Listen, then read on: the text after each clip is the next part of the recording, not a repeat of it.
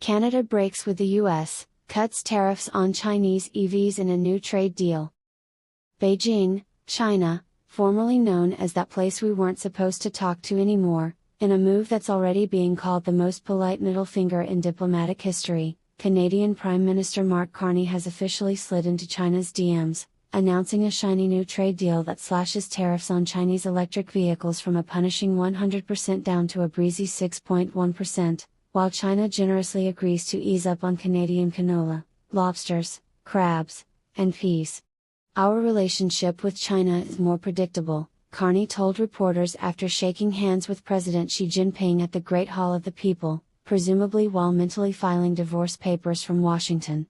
Unlike certain neighbors who keep threatening to make us the 51st state or slap tariffs on our lumber just because they feel like it, the deal allows up to 49,000 Chinese EVs, that's less than 3% of the market, liberals insist, into Canada each year at the sweetheart rate, with plans to ramp it up to 70,000 over 5 years.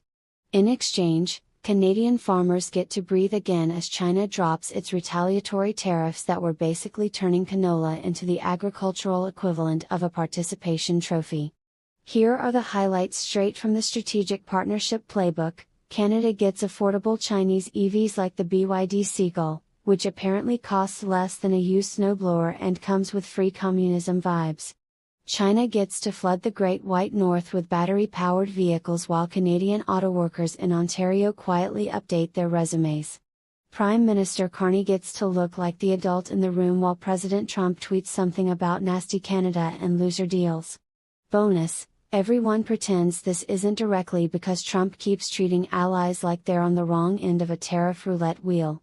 Ontario Premier Doug Ford reportedly called the deal lopsided and a threat to auto jobs, but sources say he's just mad Carney didn't give him a heads up before basically trading Detroit North for Beijing's battery bonanza. Progressive outlets are hailing it as climate progress and diversification, while conservative commentators are warning of CCP infiltration via cheap hatchbacks. Meanwhile, average Canadians are just excited about the possibility of buying an EV that doesn't cost more than their house. At press time, President Trump had reportedly responded with a Truth Social post reading, "Canada making deals with China. Sad. We have the best cars. The biggest. Nobody does cars like us. But if they want cheap Chinese junk, that's on them." Very predictable. Unlike me, the Northern divorce is official, folks. Canada just traded America first for Beijing. Tolerable? And the maple leaf is waving goodbye to Fortress North America faster than you can say sorry about the tariffs. Winning? Maybe not. But at least the EVs are cheap, the canola is flowing, and nobody's threatening annexation. Yet.